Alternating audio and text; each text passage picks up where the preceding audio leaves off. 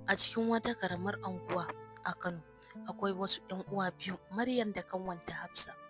Bayan rasuwar iyayensu, Maryam ce ta zama uwa da uba a rayuwar Hafsa. Rayuwa ba ta yi musu da sauƙi ba.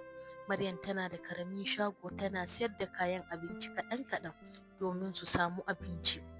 Duk da wahala, ba ta taɓa barin Hafsa da ta rasa makaranta ba. Hafsa kuwa yarinya ce mai basira da buri. Kullum tana cewa, yaya, wata rana zan je ƙasar waje in zama babbar likita. Maryam kan ta yi murmushi ta ce, ki yi karatu kawai, ni zan tsaya miki.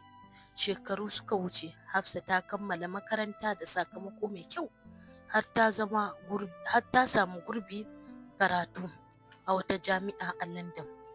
Farin ciki ya cika zuciyarta, amma akwai matsala guda ɗaya: kuɗi.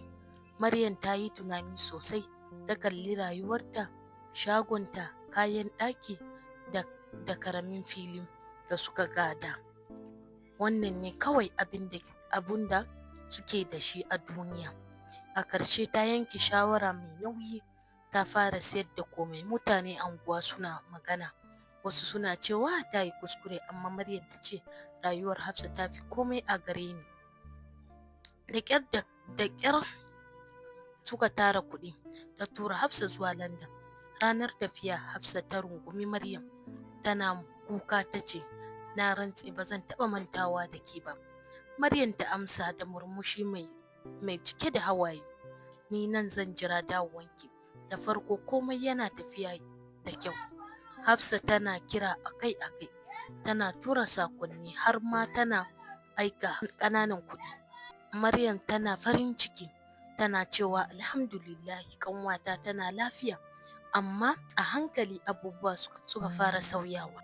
Kiran Hafsa suka ragu, sakonni suka yi kasa, kuɗin da take turawa suka tsaya. Maryam ta fara jin damuwa, amma ta karfafa kanta, watakila tana cikin wahala. Ta kira sau da yawa, amma babu amsa. Daga ƙarshe Hafsa ta aiko da saƙo ɗaya, yaya, ina cikin aiki sosai, don Allah ki fahimta.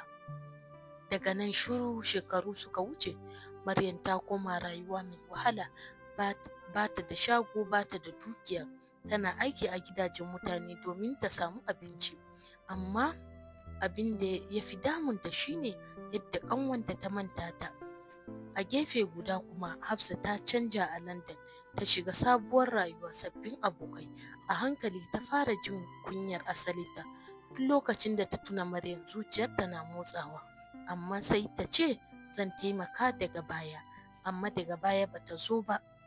Wata rana Maryam ta yi rashin lafiya mai tsanani. Makwabta ne suka kai ta asibiti. A gadon asibiti ta kwanta cikin rauni, ta kalli sama, tana tuna ranar da ta sayar da komai nata domin Hafsa. Ba ta yi kuka ba, ita ce kawai cikin rauni. Ya Allah, ka kyauta. A wani dare mai sanyi a London, Hafsa ta zauna ita kaɗai, ba zato ba tsammani.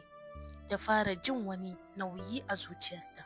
Ta buɗe wayarta, ta kalli tsoffin hotunan su ita da Maryam. Nan take zuciyarta ta karye, ta tuna komai, ƙauna, wahala, sadaukarwa. Sai hawaye suka zubo mata. Ta ce, me na zama?